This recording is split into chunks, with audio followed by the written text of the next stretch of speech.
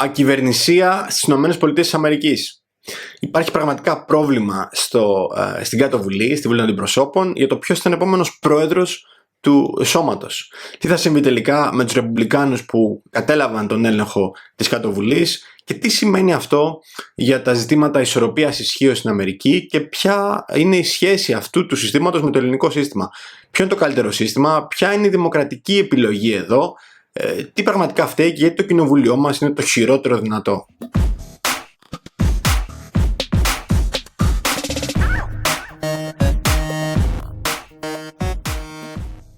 Πολιτιακή κρίση στις ΗΠΑ μετά την επικράτηση των Ρεπουμπλικάνων στις εκλογές του Νοεμβρίου στην Κάτω Βουλή, στη Βουλή των Αντιπροσώπων.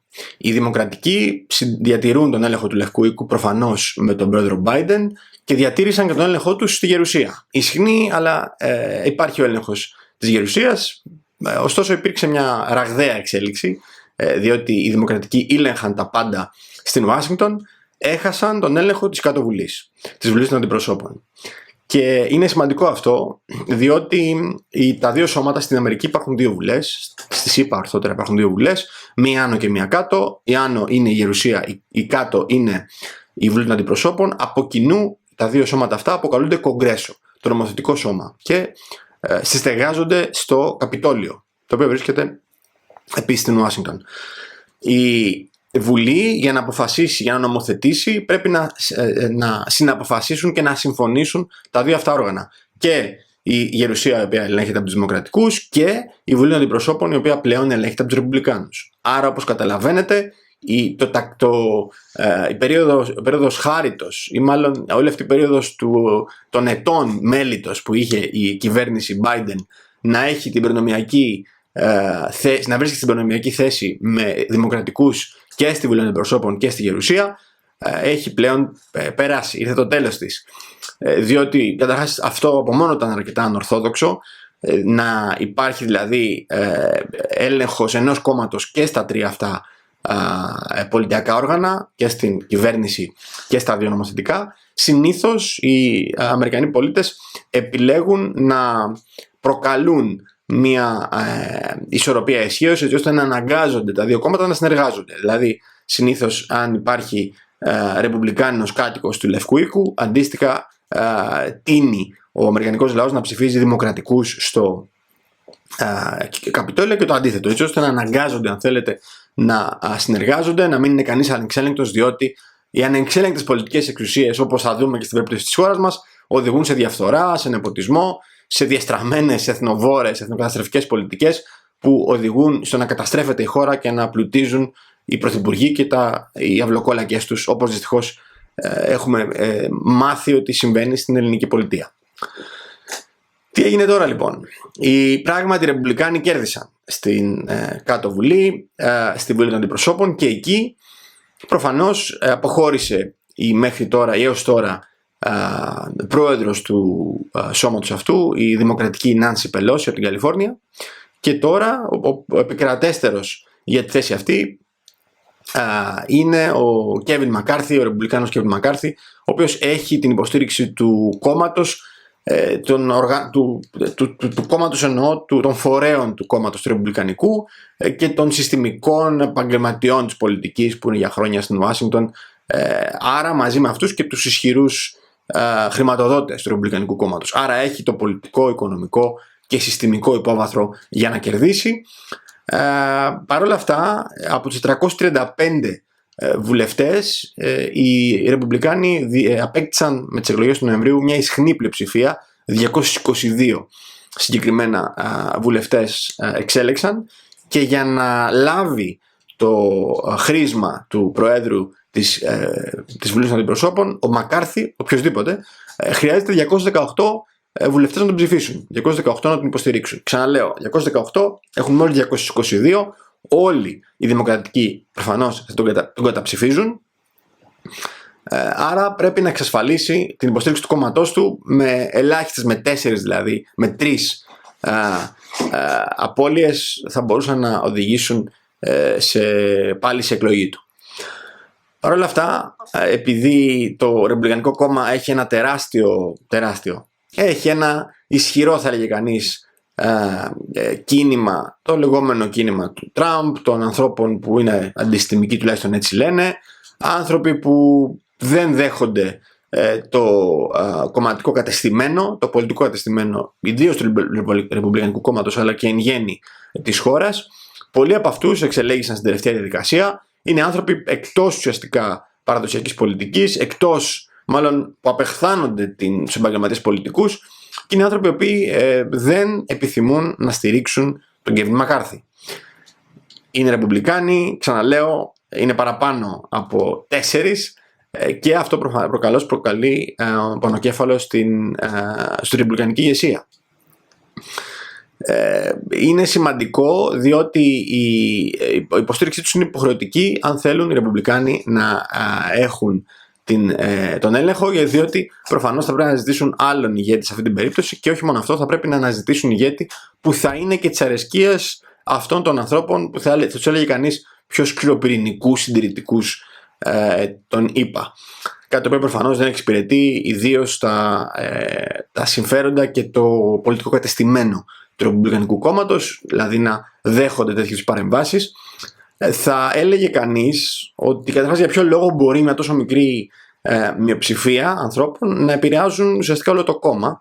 Θα σας το εξηγήσω γιατί. Και αυτό έχει, και εδώ θα ξεκινήσουμε να κάνουμε την παραβολή με το ελληνικό πολιτικό σύστημα, αλλά και με τη δική μου πολιτιακή πρόταση, η οποία είναι μια δημοκρατική πρόταση, δεν έχει σχέση με την ολιγαρχία. Ολιγαρχία είναι και η ΗΠΑ, ολιγαρχία είναι και η Ελλάδα. Εγώ την προτείνω μια δημοκρατική πρόταση, θα την πούμε και αυτήν. Θέλω να δούμε λίγο τι ισχύει στην Αμερική, επί τη ευκαιρία των εξελίξεων αυτών, τι ισχύει να αντιθέσει στην Ελλάδα και τελικά τι θα μπορούσε να ισχύει σε μια δημοκρατική πολιτιακή θέσμηση. Λοιπόν, ο άνθρωπος αυτός, μάλλον οι άνθρωποι που ελέγχουν το Ρεπουμπλικανικό κόμμα μπορούν με τις γνωριμίες που έχουν να επηρεάσουν πάρα πολύ τους βουλευτές. Να πω ότι οι βουλευτές, εν αντιθέσει με τους γερουσιαστές, εκλέγονται κάθε 2 χρόνια, επομένως είναι σε μια διαρκή εκλογική περίοδο ουσιαστικά η κάτω βουλή, τα μέλη της κάτω βουλής, και με τις γνωριμίες που έχουν, ιδίως με τους χρηματοδότες του Ρεπουμπλικανικού κόμματος, τα αφεντικά του κόμματος, ας πούμε τα κεντρικά του κόμματος των Ρεπουμπλικάνων, μπορούν να δώσουν χορηγίες σε βουλευτές και έτσι να τους ελέγξουν. Καταλαβαίνετε πόσο σημαντικό είναι αυτό, και έτσι ουσιαστικά κρατούν υπό έλεγχο τους βουλευτές, και έτσι ψηφίζουν τους επιλεγμένους του κόμματος, και για αυτή την περίπτωση προφανώς είναι ο κ. Μακάρθι. Εδώ υπάρχει ένα πρόβλημα όμως, ότι οι άνθρωποι αυτοί που είναι ουσιαστικά εκτός συστήματος ρεπουμπλικανικού, πολλοί εξ αυτών έχουν χρηματοδότες τελείως διαφορετικούς, χρηματοδότες που ανήκουν στη σφαίρα επιρροής αυτών των ακραίων συντηρητικών στοιχείων, όχι με την αρνητική έννοια, δεν υπάρχει αρνητικό και θετικό σε μια ολιγαρχία, όλοι στο ίδιο καζάνι βράζουν, με την έννοια ότι είναι μακριά από το συστημικό ρεπουμπλικανισμό. Οι συντηρητικοί αυτοί βουλευτές και οι χρηματοδότες τους ποτέ δεν μπορούν να βοηθήσουν οικονομικά οι συστημικοί ρεπουμπλικάνοι, τους, ας το πούμε έτσι, ανορθόδοξους ρεπουμπλικάνους, που πολλοί εξ αυτών εξελέγησαν το Νοέμβριο του 2022. Άρα έχουν τη δικιά τους ομάδα που τους χρηματοδοτεί, έχουν φτιάξει το δικό τους κίνημα, θα έλεγε κανείς. Θυμάστε άλλωστε τη διαφωνία πολλών παραδοσιακών ρεπουμπλικάνων, της κόρης του Τσέινι, του Μιτ Ρόμνι, μέχρι και του κύριου Πέντς, τον αντιπρόεδρο στο τέλος, με τον τέος πρόεδρο Τραμπ και με ανθρώπους της σφαίρας επιρροής του. Προφανώς υπάρχουν διαφωνίες, ισχυρότατες και ισχυρές διαφωνίες, αλλά υπάρχουν, ξαναλέω, και διαφορετικά πορτοφόλια που χρηματοδοτούν τις δύο αυτές τάσεις. Άρα δεν μπορούν να τους ελέγξουν με αυτόν τον τρόπο. Όχι μόνο αυτό, υπάρχει ένα άλλο ζήτημα, ότι πολλοί εξ αυτών των βουλευτών εκλέγονται σε περιοχές που είναι ασφαλείς περιοχές, οι λεγόμενες κόκκινες περιοχές, που σημαίνει ότι βγαίνουν μόνοι τους, δεν έχουν αντίπαλο ουσιαστικά δημοκρατικό, είναι σκληρά ρεπουμπλικανικές περιοχές. Φανταστείτε περιοχές που παραδοσιακά βγάζουν ρεπουμπλικάνους. Υπάρχουν σε κάθε χώρα άλλωστε τέτοιες περιπτώσεις, περιοχές που παραδοσιακά βγάζουν το ένα κόμμα το άλλο. Επομένως δεν κινδυνεύουν εκεί αυτοί οι άνθρωποι, τουλάχιστον έτσι πιστεύουν. Άρα δεν μπορούν ούτε να απειληθούν από το κατεστημένο των Ρεπουμπλικάνων, ούτε να τους δελεάσουν, όπως προείπα. Γι' αυτό το λόγο λοιπόν έχουν μια αυτονομία, κινούνται αυτόνομα και δεν θέλουν να ψηφίσουν τον Μακάρθι. Έτσι εξηγείται, για να σας δώσω μια εικόνα, Και με αυτόν τον τρόπο λοιπόν υπάρχει ακυβερνησία, μάλλον δεν θα υπάρξει ακυβερνησία, τουλάχιστον θα υπάρξει μια συμφωνία σίγουρα. Δεν μπορούν οι ίδιοι να επιβάλλουν τον δικό τους. Κάτι θέλουν σίγουρα, θα τους το δώσουν προφανώς οι συστημικοί ρεπουμπλικάνοι. Έτσι λύνονται τα προβλήματα στον κοινοβουλευτισμό, με ανταλλαγές, με διαφθορά, με υποσχέσεις. Κάποιος θα χάσει, κάποιος θα κερδίσει. Πάντα την ύφη την πληρώνουν οι πολίτες. Είναι σημαντικό ωστόσο το γεγονός, για να πάμε λίγο και στο δικό μας πολιτικό σύστημα, ότι αυτή η κρίση, θα την έλεγα, δεν είναι πολιτιακή. Δεν θα υπάρχει σε κυβερνησία. Πολλές φορές, ξέρετε, λένε κάποιοι ότι η δημοκρατία δεν κάνει γιατί οδηγεί σε κυβερνησία. Δεν είναι έτσι. Απλά ο κοινοβουλευτισμός οδηγεί σε διαφθορά. Είναι σημαντικό να κάνουμε αντιπαραβολή με το δικό μας σύστημα, όπου ο κερδισμένος τα παίρνει όλα. Και το κόμμα που θα κερδίσει τις εκλογές, προσέξτε, το κόμμα που κερδίζει τις εκλογές στην Ελλάδα μαζεύει όλη την μπάνκα. Τα πάντα. Κερδίζει μαξίμου, εκτελεστική εξουσία, βουλή, νομοθετική εξουσία και έλεγχο επί της δικαστικής εξουσίας. Με αυτόν τον τρόπο, με το γεγονός δηλαδή ότι υπάρχει μια πυραμίδα στην οποία κορυφή βρίσκεται ο εκάστοτε πρωθυπουργός και ελέγχει τους πάντες, καταλήγουμε να έχουμε τυραννικά καθεστώτα στη χώρα μας. Να διοικούν με μια επίφαση νομιμοφάνειας και προσπαθώντας να κρατήσουν τους τύπους, αλλά ουσιαστικά είναι αυταρχικές ηγεσίες, κάνουν ό,τι θέλουν, δεν τους ελέγχει κανένας, ούτε η Βουλή, ούτε η δικαστική εξουσία, ούτε προφανώς βάσει συντάγματος, με αυτό το σύστημα που έχουμε το κοινοβουλευτικό, που είναι το χειρότερο και είναι και χειρότερο από το κοινοβουλευτικό των Αμερικανών, είναι υπεράνω νόμου, υπεράνω όλων. Υπεράνω εξουσιών, τα πάντα. Επίσης είναι σημαντικό το γεγονός ότι οι βουλευτές αυτοί στην Αμερική, που δεν συνημερίζουν με την ιδεολογία τους καθόλου, ωστόσο έχουν σηκώσει τη σημαία της κομματικής τους επανάστασης κατόπιν επαφής με τους πολίτες.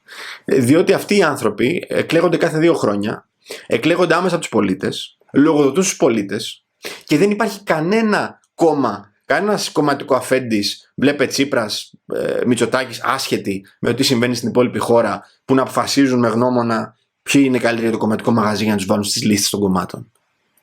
Οι πολιτικοί αρχηγοί στη χώρα μας, αυτοί επιλέγουν, δίνουν το χρήσμα για τα ψηφοδέλτια και αποφασίζουν ποιος θα μπει στη λίστα του κάθε κόμματος με καθαρά γνώμονα προσωπικό. Ποιοι είναι πρώην φίλοι τους, ποιοι τους βοήθησαν, ποιοι τους δάνεισαν λεφτά, ποιοι είναι φιλενάδες, δεν ξέρω τι. Λειτουργούν με αυτό το σκεπτικό ή με το σκεπτικό ποιος θα μας στηρίξει στις αίρες, ποιος ψηφίζει αυτά τα οποία θέλω και δεν σηκώνει κεφάλι, δεν έχει αντίλογο στην Κρήτη, ποιος κάνει αυτά που θέλω στη Λακωνία. Αυτά είναι τα κριτήρια. Δεν τους ενδιαφέρει ποιοι εκπροσωπούν τους Σπαρτιάτες, ποιοι εκπροσωπούν τους κατοίκους Θεσσαλονίκης, δεν τους νοιάζει. Καταρχάς δεν τους νοιάζει η περιφέρεια, τη θεωρούν πλέμπα, αλλά δεν τους νοιάζει πραγματικά ποιοι θα εκπροσωπούν τους πολίτες, διότι τους νοιάζει πιο πολύ ποιοι θα είναι οι yes men, ποιοι θα λένε ναι σε ό,τι φέρουν στο κοινοβούλιο, στη Βουλή. Αυτό είναι το κριτήριο. Εν αντιθέσει, λοιπόν, βλέπουμε, και αυτή είναι μια εξαιρετική πάσα από το αμερικανικό πολιτικό σύστημα, που ξαναλέω, κοινοβουλευτισμός αλλά καλύτερος, ότι οι πολίτες αυτοί εκλέγουν τους αντιπροσώπους τους άμεσα, δίχως να υπάρχει χρήσμα. Δεν διαλέγει το κόμμα, η Πελώση, ο Τραμπ, ο Μπάιντεν, ποιοι θα είναι υποψήφοι. Μπορεί να δώσουν πολιτική υποστήριξη σε κάποιον, αλλά ο κόσμος ψηφίζει τους υποψηφίους. Δηλαδή, υπάρχουν, το έχω ξαναπεί αυτό, αλλά θα εμείνω, οι λεγόμενες προκριματικές εκλογές, τα λεγόμενα primaries, οι οποίες προκριματικές εκλογές είναι ελληνική ιδέα, ξεκίνησε στην αρχαία Αθήνα, που ουσιαστικά είναι η εκλογή σε πρώτο χρόνο για το ποιος θα είναι υποψήφιος, για να πάμε μετά στο ποιος θα είναι νικητής. Δηλαδή, στο αμερικανικό πολιτικό σύστημα δεν ψηφίζεις για βουλευτή της περιοχής σου, ψηφίζεις πρώτα για το ποιος θα είναι υποψήφιος βουλευτής με το Ρεπουμπλικανικό κόμμα, αν είσαι Ρεπουμπλικανικό κόμμα, μέλος του Ρεπουμπλικανικού κόμματος εγγεγραμμένος, αν είσαι δημοκρατικός εγγεγραμμένος στο Δημοκρατικό κόμμα, αντίστοιχα ψηφίζεις ποιος θα λάβει το χρήσμα ως υποψήφιος του Δημοκρατικού κόμματος και μετά σε δεύτερο χρόνο ξαναψηφίζεις ποιος θα είναι ο νικητής. Δηλαδή, ποια είναι η ειδοποιώς διαφορά? Ότι τους υποψηφίους τους βάζουν οι πολίτες, ενώ εδώ τους βάζει το πολιτικό σύστημα. Γι' αυτό και βλέπετε μπατζανάκια, φίλους, ξαδέρφους, πρώην, όλοι βατοί, όλοι δοτοί, όλοι από έξω, από μέσα, οικονομικά συμφέροντα. Δεν είναι κανείς δικός μας. Το κοινοβούλιο δεν είναι δικό μας. Είναι του πολιτικού συστήματος, των οικονομικών ελίτ, των ξένων ελίτ. Είναι διαλεγμένοι και εμείς απλά επιβεβαιώνουμε. Ποιον θέλουμε? Αυτούς που επέλεξε ο Μητσοτάκης και η παρέα του, ή αυτούς που επέλεξε ο ΣΥΡΙΖΑ και ο κ. Τσίπρας και η παρέα του? Δεν είναι ποτέ οι δικοί μας άνθρωποι εκεί. Δηλαδή, φανταστείτε τώρα οι δύο αυτοί άνθρωποι που ανέφερα, ποιους επιλέγουν, τους χειρότερους δυνατούς. Άμα δείτε το πολιτικό βίο του κ. Μητσοτάκη και του κ. Τσίπρα, καταλαβαίνετε ότι επιλέγουν τους χειρότερους εξημών και βάζουν στις λίστες με τα χρήσματα. Δεν μπορεί κάποιος ο οποίος. Προφανώς επιλέγουν τους χειρότερους. Και το βλέπετε κιόλας στη σύνθεση του Ελληνικού Κοινοβουλίου. Σε κάθε περίπτωση δεν είναι οι δικοί μας άνθρωποι. Δεν θα έβαζε κανείς από εμάς κανέναν από τους 300, δεν τους επιλέγαμε ποτέ. Εντάξει, πλέον ελαχίστων εξαιρέσεων. Αλλά δεν θα επιλέγαμε ποτέ αυτούς τους ανθρώπους εμείς, διότι είναι επιλογές στον κύριο Τσίπρα και Μητσοτάκη και αυτό καταλαβαίνετε τι σημαίνει από μόνο του. Δεν είναι πουδενή δικοί μας. Δεν έχουν σχέση με την τοπική κοινωνία. Καμία. Ξαναλέω, το κριτήριο του κ. Μητσοτάκη και του κ. Τσίπρα δεν είναι ποιος προσφέρει πραγματικά στην καβάλα. Είναι ποιος είναι ο δικός μας στην καβάλα. Ποιο είναι το δικό μας, ποιος βοήθησε την οικογένεια, ας πούμε, Μητσοτάκη περισσότερο. Αυτό θα βάλουμε. Το συχαίνεται η περιφέρεια δεν μας νοιάζει, θα τον επιβάλλουμε, το στανιό. Θα πούμε στην όδε την τοπική, ψηφίστε αυτόν, αλλιώς θα τα σπάσετε με το κόμμα. Και έτσι επιβάλλουν και πας στην κάλπη και βλέπεις αυτούς. Και είναι το κόμμα σου και αναγκαστικά ψηφίζεις. Ελπίζω να μην ψηφίζεις και να σπάς αυτά τα δεσμά και να τους στέλνεις στον αγύριστο πολιτικά τους βαλτούς του κεντρικού κόμματος από την Αθήνα, που δεν έχουν σχέση με την περιφέρεια. Αλλά δείτε λοιπόν τη διαφορά, τι σημαίνει τη δύναμη των προκριματικών εκλογών. Να επιλέξει όχι μόνο βουλευτή, αλλά και ηγέτη. Οι προκριματικές εκλογές γίνεται ακριβώς το ίδιο και την ανάδειξη του Προέδρου των ΗΠΑ. Δηλαδή μια τόσο τεράστια χώρα, δύσκολο, δυσκίνητο να διοικηθεί, παρόλα αυτά έχουν επιλέξει ένα προκριματικό σύστημα για την ανάδειξη του ηγέτη τους, ενώ εδώ ψηφίζουν ουσιαστικά. Δεν ψηφίζουν οι πολίτες στην ηγεσία. Τη βγάζουν, να μην πω σε τι κρυφά λαγούμια, παραμάγαζα και σκοτεινά στο ΕΣ αποφασίζουν ποιος θα είναι ο αρχηγός τους, κάθε ομάδα, και έτσι με αυτόν τον τρόπο μας φέρνουν στην κάλπη να επιλέξουμε ποιον από τους δύο προεπιλεγμένους, με προκειμένου στο δικομματισμό, υποψηφίους θέλουμε για ηγέτη μας. Κοιτάξτε λοιπόν τι γίνεται στην άλλη περίπτωση. Ελεύθερα και ανοιχτά μπορεί να είναι υποψήφιος όποιος το επιθυμεί στις προκριματικές εκλογές και αν τον θέλουν οι πολίτες, αυτός επιλέγεται.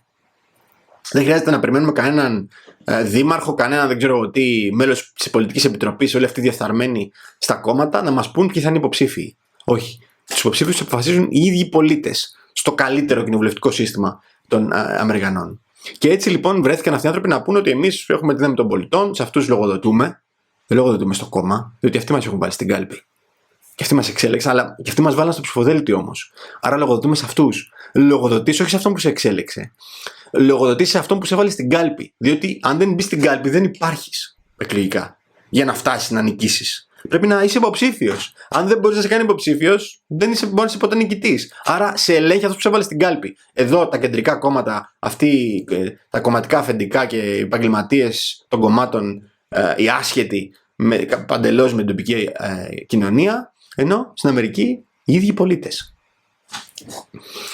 Πάμε λοιπόν στη δική μου πρόταση. Καταλάβατε προφανώς τη διαφορά και τι σημαίνει ασυδοσία και για ποιο λόγο αυτό το σύστημα το πυραμιδικό οδηγεί σε αυταρχισμό σε ανθρώπους που είναι υπεράνω νόμου, υπεράνω όλων και ελέγχουν τις βουλές, ελέγχουν την κυβέρνηση, ελέγχουν την δικαστική εξουσία και είναι ουσιαστικά μια μαφία. Αυτό είναι το ελλαδικό πολιτικό σύστημα. Ο πάτος του πάτου του κοινοβουλευτισμού, γι' αυτό και μαστίζεται από διαφθορά, από έλεγχο από ξένες δυνάμεις, από έλεγχο από οικονομικά συμφέροντα και δεν παράγουν έργο, δεν παράγουν κάτι για τη χώρα παρά μόνο πλουτίζουν αυτοί και οι συναυτό και οι οικονομικές ελίτ που τους εξέλεξαν. Εν αντιθέσει λοιπόν θα μπορούσαμε και με τα δύο συστήματα, και με το σύστημα το κοινοβουλευτικό των Αμερικανών και το έσχιστο το δικό μας δυστυχώς, υπάρχει πρόταση τη δημοκρατική. Εκεί λοιπόν την έχω καταγράψει πλήρως στο βιβλίο μου Δημοκρατία, το πολίτευμα που περιμέναμε από τις εκδόσεις Ινφογνώμων. Μπορείτε κάτω στην περιγραφή του βίντεο να δείτε το σύνδεσμο που θα σας οδηγεί στο ηλεκτρονικό κατάστημα αν θέλετε να το προμηθευτείτε. Εκεί λοιπόν λέω το εξής, προτείνω το εξής. Προτείνω και εγώ δύο βουλές, διότι οι βουλές οι δύο αναγκάζονται να συνεργαστούν και αυτό είναι σημαντικό, όπως είναι σημαντικό και στο αμερικανικό πολιτικό σύστημα. Καταρχάς, εδώ μια μικρή παρένθεση να γυρίσω πίσω στο αμερικανικό μοντέλο. Δεν είναι κανείς ανώτερος κανενός αντιθέσει με την Ελλάδα. Η ηγεσία του Κογκρέσου, δηλαδή ο πρόεδρος της Γερουσίας και ο πρόεδρος της Βουλής των Αντιπροσώπων, δεν υπάγονται δεν υπάγονται στον πρόεδρο των ΗΠΑ. Είναι τρεις διαφορετικοί παίκτες, για να σας το περιγράψω. Πρόεδρος των ΗΠΑ, πρόεδρος της Βουλής, πρόεδρος της Γερουσίας. Κανείς δεν ελέγχει κανέναν. Και οι 9 δικαστές του Συνταγματικού Δικαστηρίου δεν ελέγχονται από ένας από τους άλλους. Ο καθένας έχει το αντικείμενό του. Νομοθετικό, εκτελεστικό, δικαστικό. Εδώ είναι όλοι επίλεκτοι, διορισμένοι ουσιαστικά από την κυβέρνηση. Ένας άνθρωπος τύραννος, μάλλον όχι δικτάτορας για να είμαι πολιτικά ορθώς βάσει της πολιτικής επιστήμης, δικτάτορας είναι μια ρωμαϊκή εφεύρεση. Δικτάτορας, και όχι τύραννος, δικτάτορας, ένας άνθρωπος αποφασίζει για όλους μας για μια περιορισμένη χρονική διάρκεια. Αυτή είναι η βασική διαφορά τύραννου και δικτάτορα. Ότι έχει ημερομηνία λήξης. Αλλά για 4 χρόνια είναι υπεράνω νόμου, υπεράνω όλων, διορίζει, αποφασίζει και διατάζει και μπορεί να μας οδηγήσει στην καταστροφή, στην εθνική ήττα και στον εκφασισμό της κοινωνίας. Δεν υπάρχει στην Αμερική η έννοια του κάποιος να είναι υπεράνω μιας άλλης αρχής. Είναι 3 παίκτες, συγκεκριμένα οι πολιτικοί παίκτες, πρόεδρος Βουλής, πρόεδρος Γερουσίας και πρόεδρος των ΗΠΑ, οι οποίοι είναι ουσιαστικά ισότιμοι. Και είναι υποχρεωμένοι να συνεργαστούν μεταξύ τους, ιδάλλως δεν γίνεται τίποτα. Η Γερουσία έχει τα κλειδιά των διεθνών σχέσεων, υπογράφει διεθνείς συνθήκες. Η Βουλή έχει τη δύναμη του πορτοφολιού, του προϋπολογισμού δηλαδή. Γι' αυτό και είναι σημαντικός ο ρόλος τώρα του Προέδρου και ο Μακάρθι το ζήτημα της εκλογής του. Και ο πρόεδρος των ΗΠΑ είναι ουσιαστικά ο αρχιστράτηγος και διεξάγει την εξωτερική πολιτική σε κάποιο βαθμό. Άρα καταλαβαίνετε πως πρέπει να συνεργαστούν αυτοί οι άνθρωποι.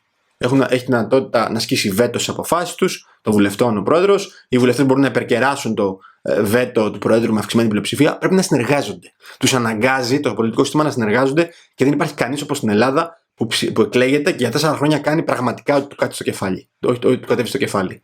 Ό,τι του κατέβει στο κεφάλι, ακόμα και αν έχει κόστος εθνικά συμφέροντα, την οικονομία, την κοινωνία, υπεράνω όλων, εκτός ελέγχου και εκτός νόμου πολλές φορές. Γιατί ο νόμος μεταφράζεται από τους ίδιους πολιτικούς μας. Δική μου πρόταση λοιπόν. 2 βουλές, διότι αυτές οι βουλές αναγκάζονται να συνεργαστούν, όπως και στην Αμερική.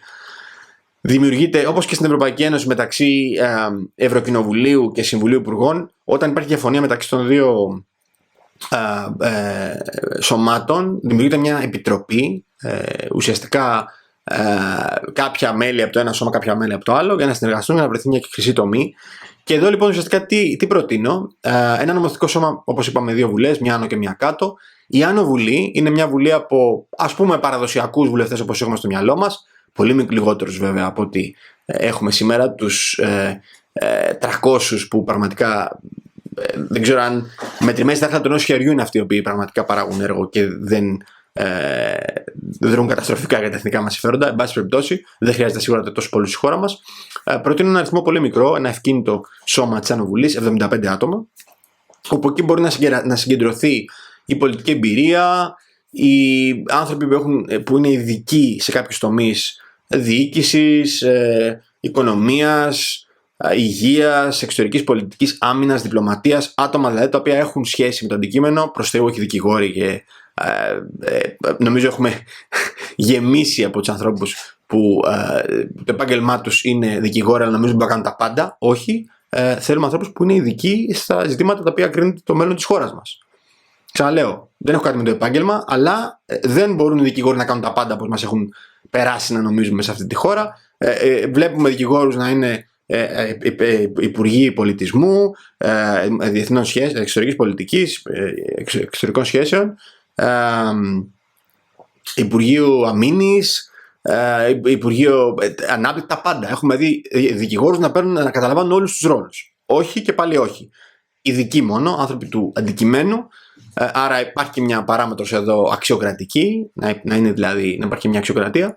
Άρα 75 άτομα τα οποία έχουν μια εμπειρία σε ένα χώρο, όχι επαγγελματίες πολιτική, αλλά έχουν μια συγκεκριμένη τεχνογνωσία όσον αφορά ζητήματα του κράτους και αντικείμενα τα οποία άπτονται του ενδιαφέροντος του κράτους, του κρατικού ενδιαφέροντος. Το μείζον τώρα, το σημαντικότερο ρόλο είναι η Κάτω Βουλή, η οποία προτείνω, που νομίζω η πλέον ρεξικέλευτη ιδέα, που πραγματικά δεν μπορώ να την περιγράψω αναλυτικά. Αν θέλετε να προμηθεύετε το βιβλίο, μπορείτε να το κάνετε. Είναι ένα σώμα, το οποίο σώμα ουσιαστικά αποτελείται από τους 325 δήμους της χώρας μας.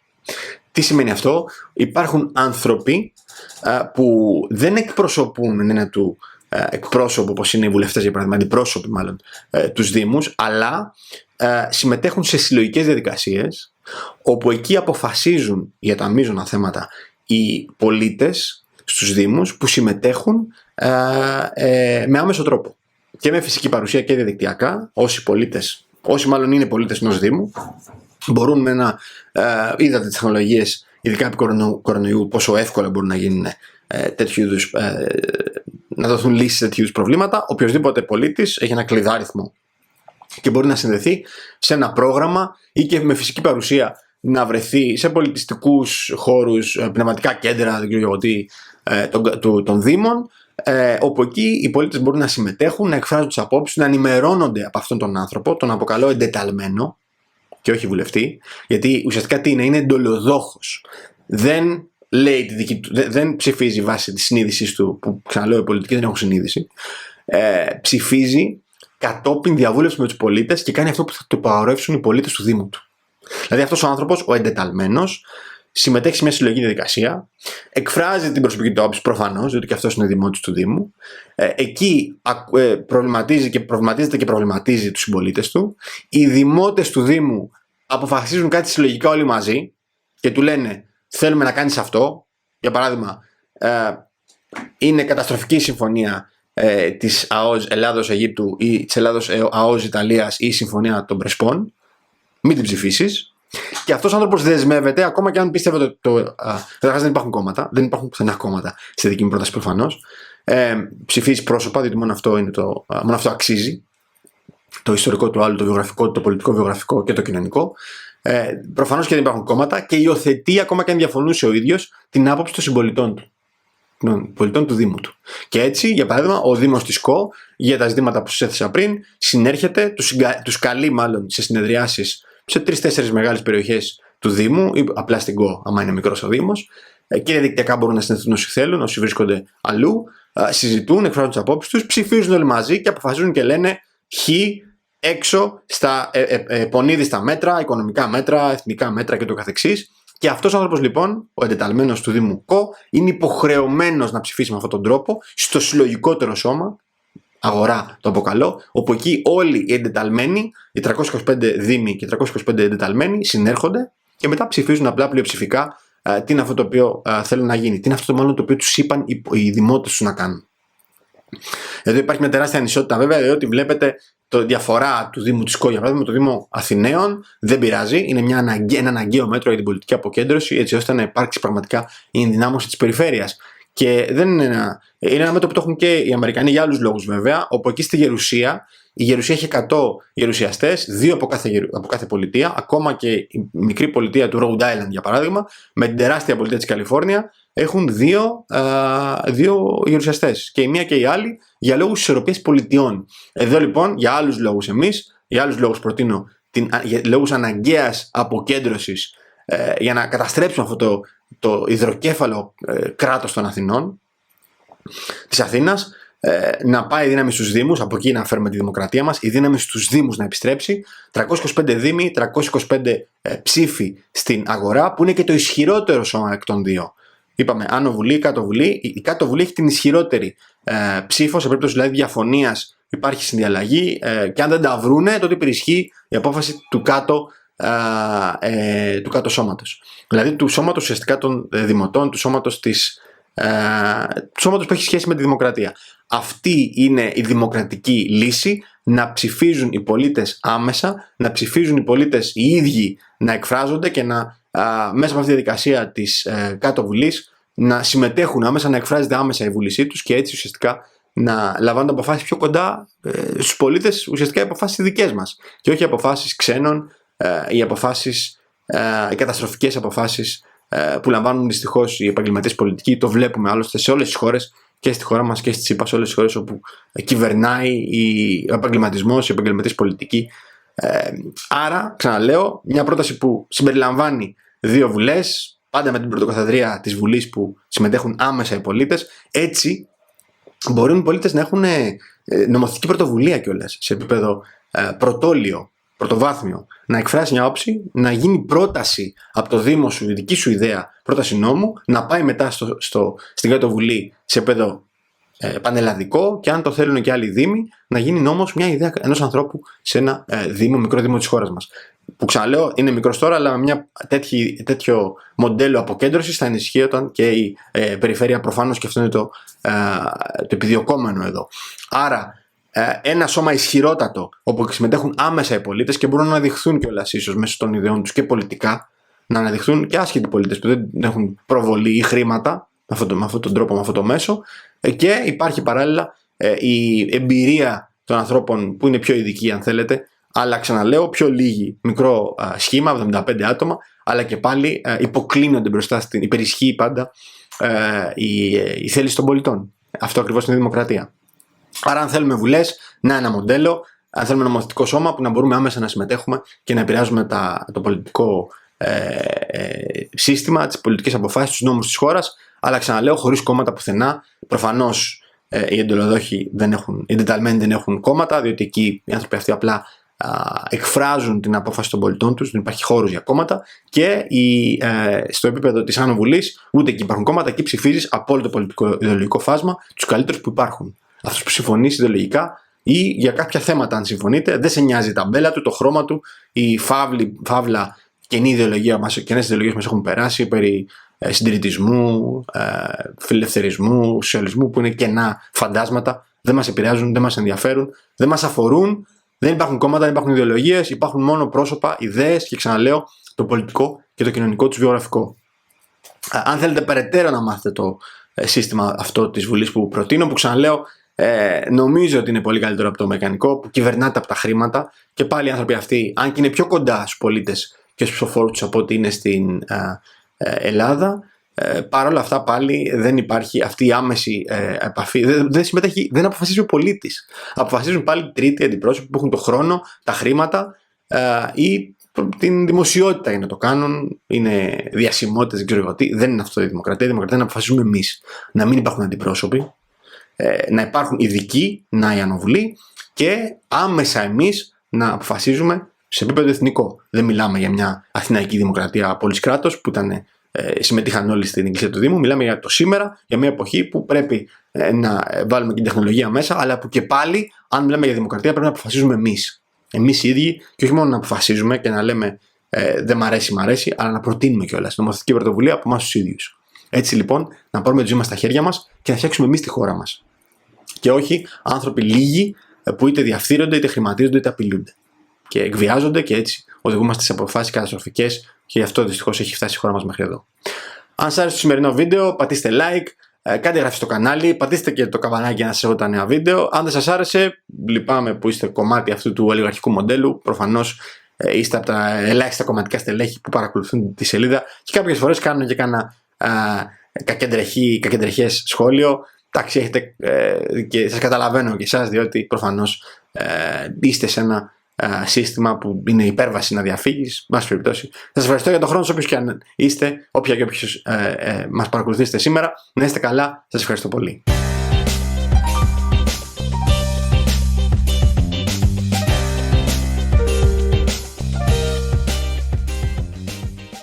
Σε κάθε περίπτωση νομίζω πρέπει να ομολογήσουμε ότι αν δούμε και άλλα πολιτικά συστήματα, για παράδειγμα η Γερμανία έχει ένα αντίστοιχο σύστημα δύο βουλών, την Bundesrat με την Bundestag, που εκεί είναι πάλι οι πιο παραδοσιακοί βουλευτές και μετά είναι οι τοπικές κοινωνίες, τα ομόσπονδα κράτη, τα κρατήδια, αλλά και άλλα συστήματα βλέπουμε πραγματικά ότι υπάρχει και καλύτερος κοινοβουλευτισμός. Υπάρχουν διάφορες φωνές εκεί έξω που μιλάνε για βελτίωση του κοινοβουλευτισμού μας. Αυτό νομίζω είναι μια φενάκι. Δεν μπορεί να υπάρξει καλός κοινοβουλευτισμός. Ιδίως στην εποχή που ζούμε, την εποχή της τεχνολογικής επανάστασης που δεν έχει προηγούμενο αυτό το οποίο βιώνουμε, είναι πραγματικά τώρα η ώρα της δημοκρατίας. Και αντί για να αναζητούμε να κάνουμε μια απομίμηση των Αμερικανών, δεν ξέρω άλλων, και να είμαστε πάλι ουραγοί και πάλι να μπαίνουν οι ελίτ και να μας καταδυναστεύουν και να μας καταστρέφουν, είναι μια εξαιρετική ευκαιρία. Είμαστε γενέτρια η χώρα που γέννησε τη δημοκρατία. Έχουμε τεράστια κληρονομιά και ένα ιστορικό χρέος, θεωρώ. Είναι μια τεράστια ευκαιρία να πάμε στη δημοκρατία, να γίνουμε επιτέλους πρωτοπόροι πολιτικά, πολιτιακά, Διότι η ανθρωπότητα οδηγείται προς αυτό. Η Ελλάδα πρέπει να πρωτοστατήσει. Είναι μια εξαιρετική ευκαιρία. Υποστηρίξτε αυτή την προσπάθεια με κάθε τρόπο, σε κάθε μέσο, κατά του κοινοβουλευτισμού, εναντίον των κομμάτων, εναντίον της ολιγαρχίας, εναντίον της προεδρευόμενου κοινοβουλευτισμού, της προεδρευόμενης κοινοβουλευτικής δημοκρατίας, που δεν υπάρχει ένας νεολογισμός, εναντίον των κομματικών ανθρώπων γύρω μας που μόνο μας κάνουν να μας διχάζουν, εναντίον όλων αυτών που μας καταναστεύουν και μας επιβουλεύονται, υπέρ της δημοκρατίας, υπέρ της Ελλάδος, για να απελευθερωθούμε. Να είστε καλά.